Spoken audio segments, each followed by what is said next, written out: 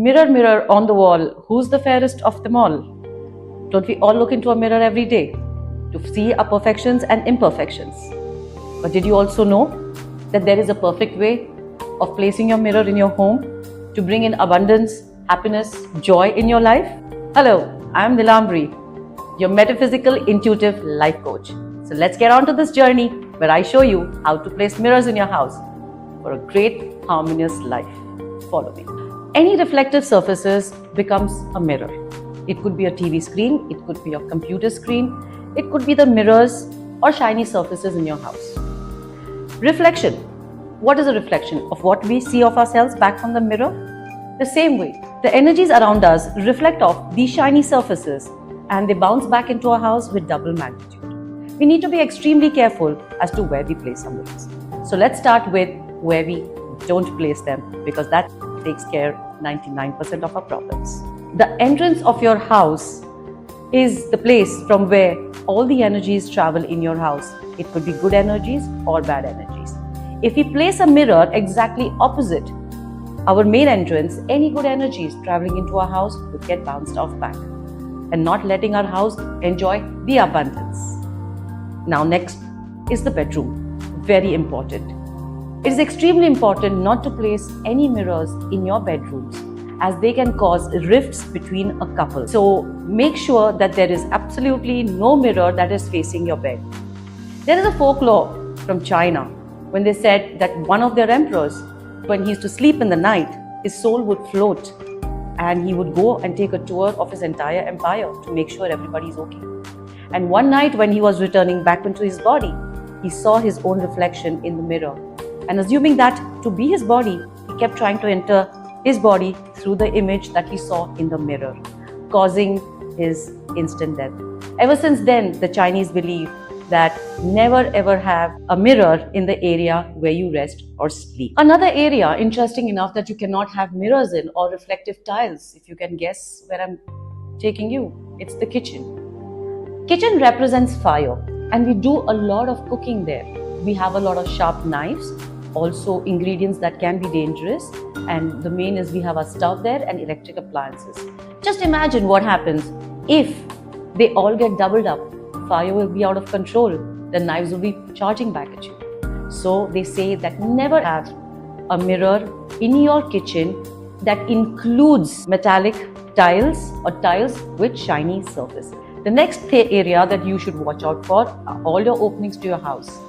Make sure you have no mirrors that are facing any negative areas outside your house, like sewages or graveyards or unclean places or broken buildings or towers or shabby wires hanging around or sharp edges. Because remember, when you see a mirror, you only think about magnifying and multiplying.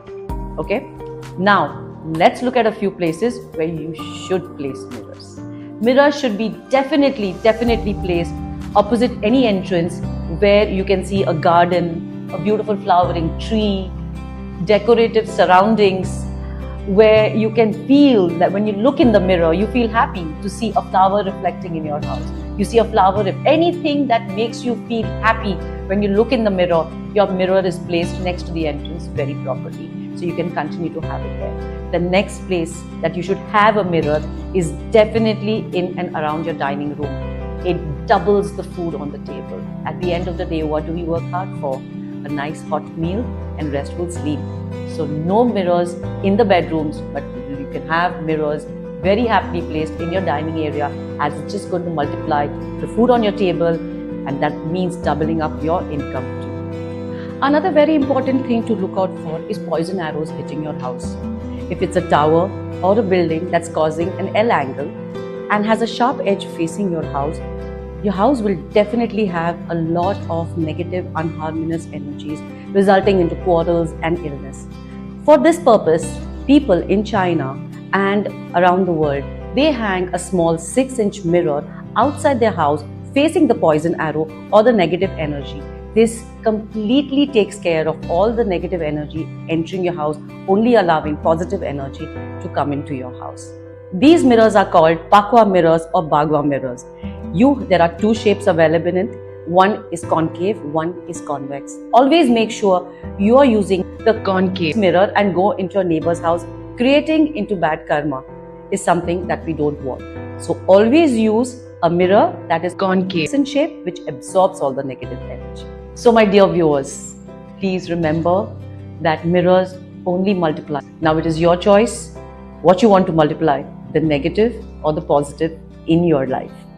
I hope this information was informative for you. You also have to make sure your mirrors are not placed in certain areas that could be having a negative or the bad stars.